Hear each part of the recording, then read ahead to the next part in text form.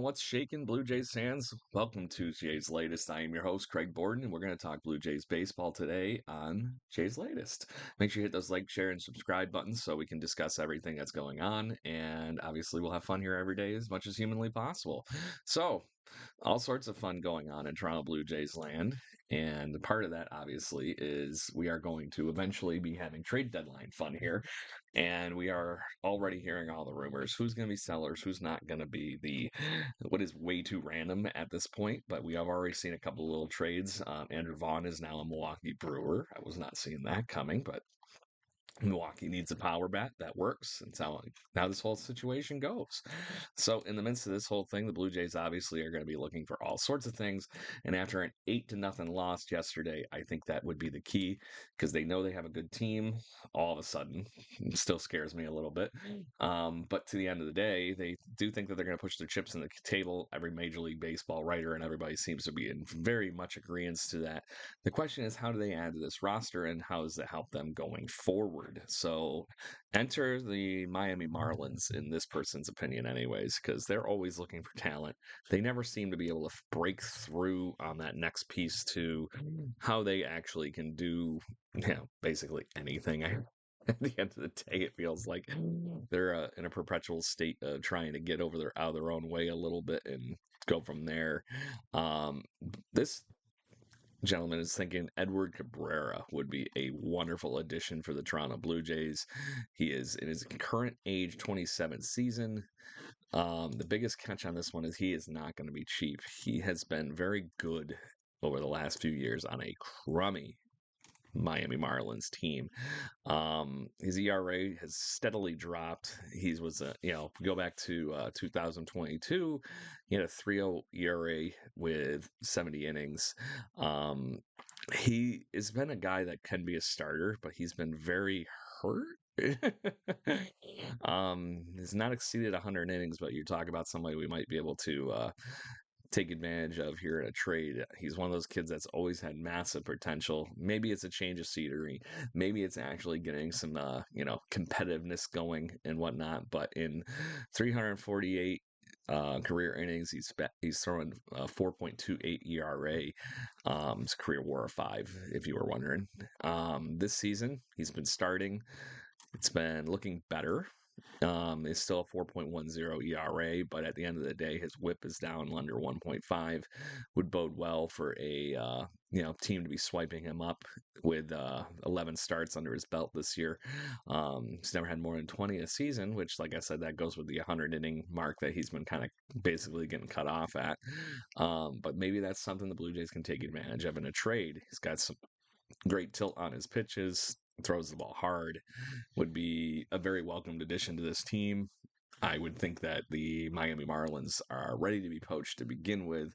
The one I would take a guess that they are probably not going to unless they get really wowed and are going off his pass value is Sandy Alcantara is a very sell low candidate right now if the Miami Marlins are deciding to go with Alcantara.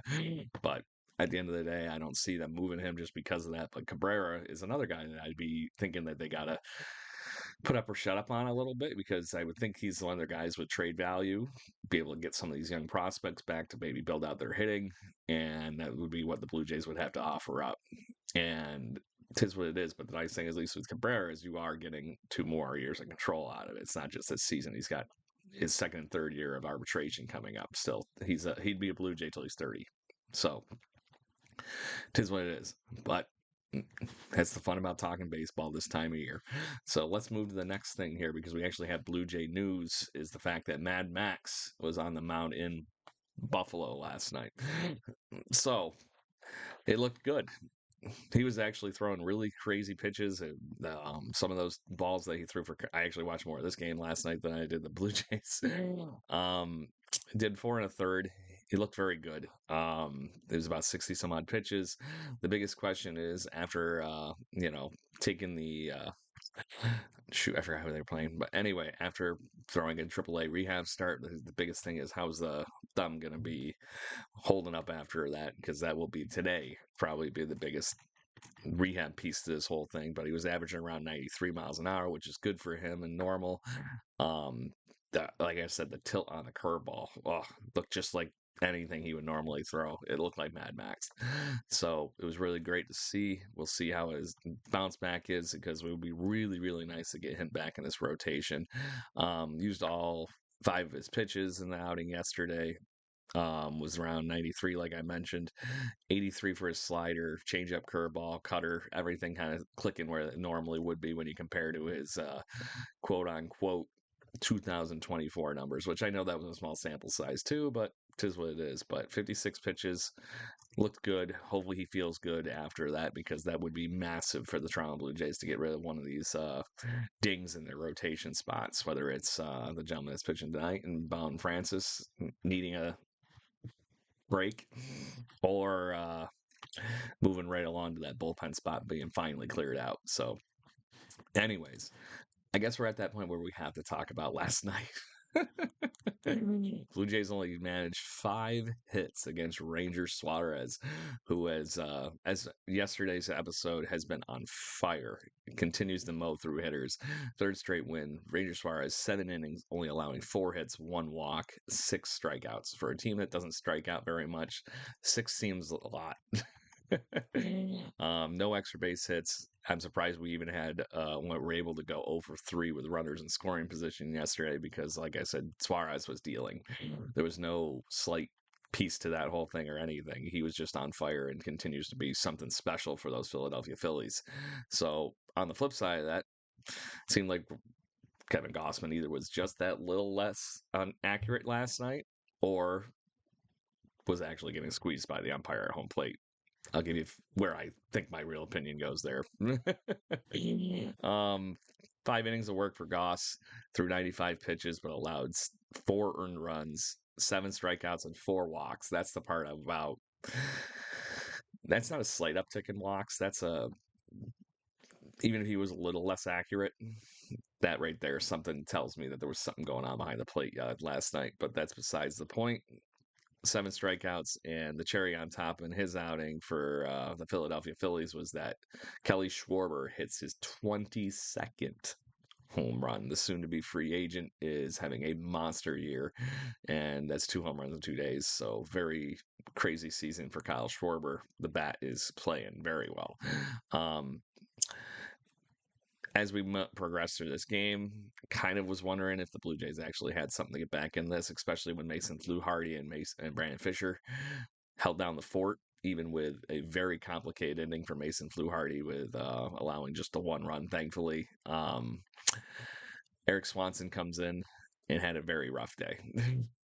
The just back from Buffalo in the minor leagues and just back from injury, allowed 3 earned runs in the late innings of this whole thing, and honestly, it's just good that they ate up the innings without burning somebody like Turnbull or Lawler because they're going to need them in the next couple of days. So, tis what it is. I do want to point out that there was a phenomenal defensive play in this game that honestly, I thought this was the play that was going to keep us in the game early on.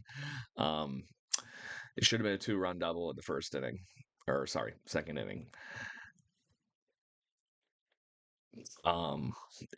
Barger gets dinged up on the ball trying to catch it in the outfield, and Miles Straw gets the ball off the wall, and in the midst of this whole thing, gets it to Bichette on a cutoff, who rifles it home to Alejandro Kirk.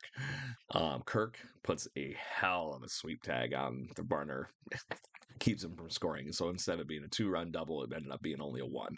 So combination of Bo and Kirk saved a run, and I'm like, oh, here we go. That's it. That was the point that was going to stop the bleeding, and unfortunately, I was wrong because Kyle Schwarber hit that home run not there really long after that. So it is what it is. So what's going on today would be the biggest question. Bowden Francis is going to be on the mound against Christopher Sanchez.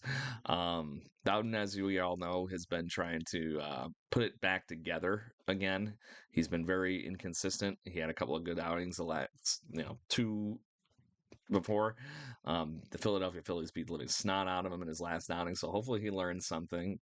6 earned runs against them, and then Minnesota unfortunately tagged him up as well, so he's allowed 10 earned runs over just 5 innings in the last 2 starts. I still think Bowden's got a just get back to basics a little bit and let them run with it. I know it's not the easiest thing to do, but there is something there that Bound's got great stuff, and they're going to need him unless they trade for somebody like we were talking about with Cabrera and get Max back and all these other wonderful things. Blue Jays minor leagues with Bloss and all these other guys just being hurt is not having the depth that we're going to need to bring up anybody. They're going to have to trade for that talent. Anyways, he will be, like I said, facing Christopher Sanchez, who has been pretty consistent for the Phillies over this season. 3.10 ERA through 72 innings, 83 strikeouts. His last 3 outings, he has allowed a collective 5 earned runs, but he has thrown at least 5 innings in each of those, and 6 and 7 in his last 2. So he has been doing very good for the Philadelphia Phillies this season. It will be interesting to see if the Blue Jays can wake up the bats against Sanchez today, because they were sure as shit cold last night. Make sure you tune in to Jay's Latest here every day. We will talk all things Toronto Blue Jays baseball and rumors and talk whatever we get to. Make sure you hit up those subscribe buttons. If you have not seen my actual other podcast, make sure you head over to jaybirdwatching.com. So we finally have a brand new website with all of our content in one place. And make sure you turn in for the live shows for that every Wednesday. Talk to you soon, and go Blue Jays.